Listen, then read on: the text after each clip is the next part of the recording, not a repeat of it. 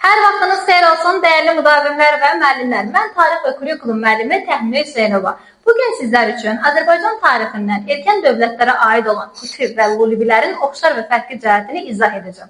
Ümumiyyətlə bildiyiniz kimi artıq MİQ və sertifikasiya, yəni son illərdə 3-4 ildir ki, MİQ və sertifikasiya sualı düşürsə, bu artıq daha çox situasiya, uyğunluq, oxşarlıq və xəritə üzərində təhlillər daha çox düşür. Ona görə də məhz bu səbəbdən də mövzuları öyrənərkən oxşarlığa, fərqliyə və xəritə üzərində təhlillə daha çox diqqət edin. İndi isə gəlin başlayaq. Birinci olaraq qeyd edək kutilərlə bağlı. Baxın, kuti və lulibiləri fərqləndirsək, necə fərqləndirmiş olacağıq? Əsasən diqqətli olun ki, kutilərin lulibilərdən fərqləndirən cəhət birinci olaraq cənub-qərbdə məskunlaşması. Bu birinci fərqli cəhət. İkinci olaraq isə qeyd etsək əgər, kutilərdə hakimiyyət ilsən deyil, demokratik yolla, yəni seçim yolu ilə idi. Ona görə seçim qeyd edirik. Daha sonra cənub-qərb qeyd edirik. Yadınızda saxlayın ki, kutilər Qafqaz dövlətinin süquta uğratdı. Yəni, kutilər lulibilərdən fərqli olaraq Qafqaz dövlətinin süquta uğratmasını qeyd edirik. Süqut sözünü. Daha sonra Mesopotamiyanı 100 il öz hakimiyyəti altında, yəni 100 ilə yaxın öz hakimiyyəti altında saxlamışdır. Həmçinin bunu da yadda saxlayın ki, kutilər lulibilərdən fərqli olaraq ərazi baxımından İran körfəzinə qədər əhatə edirdi. Ona görə İran körfəzinə qədər deyirsə kutilərdir. Mesopotamiyanı 100 ilə yaxın hakimiyyətini altında saxlayırsa kutilərdir. Cənub-qərbdə məskunlaşırsa kutilərdir. Həmçinin hakimiyyət irsən deyil, demokratik, yəni seçim yolu ilə deyilirsə, bu da kutilərdir. Bəs lulibilərin fərqli cəhəti nədir? Yadınızda saxlayın ki, lulibilər hakimiyyət irsən keçirdi. İrsən yadda saxlayırıq.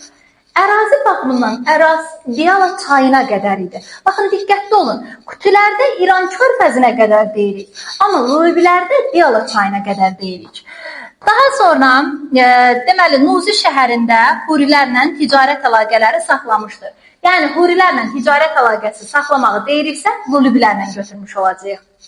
Və bunu da qeyd edim ki, lulibilər sırf cənub olaraq qeyd edirik. Kutiləri amma cənub-qərb olaraq qeyd edəcək. Həmçinin də hökümdarı Lulubum adlanırdı. Bu da fərqli cəhət olaraq qeyd edəcək. Bəs yaxşı, oxşar cəhət olaraq nədir?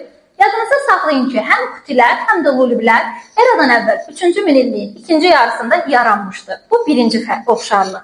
İkinci oxşarlıq hər ikisi eradan əvvəl 3-cü minilliyin sonunda süquta uğrayaraq tayfa kimi turkilərin tərkibinə qatılmışdır.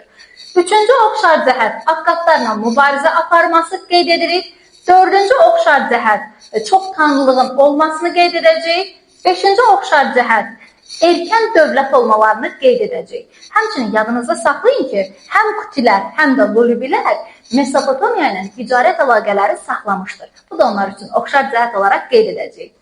Bəs yaxşı, siz də mövzuları həm uyğunlaşma olaraq oxşar və fərqli cəhətlərlə öyrənib daha yaxşı mənimsəmək istəyirsiniz, o zaman sıfırdan başlayan əyani və onlayn tarix qruplarımız üçün qeydiyyatdan keçə bilərsiniz. Və qeyd edim ki, hal-hazırda 50% endirim kampaniyamız var. Dərslərimiz haqqında ətraflı məlumat almaq üçün aşağıda qeyd edilən nömrə ilə əlaqə saxlaya bilərsiniz.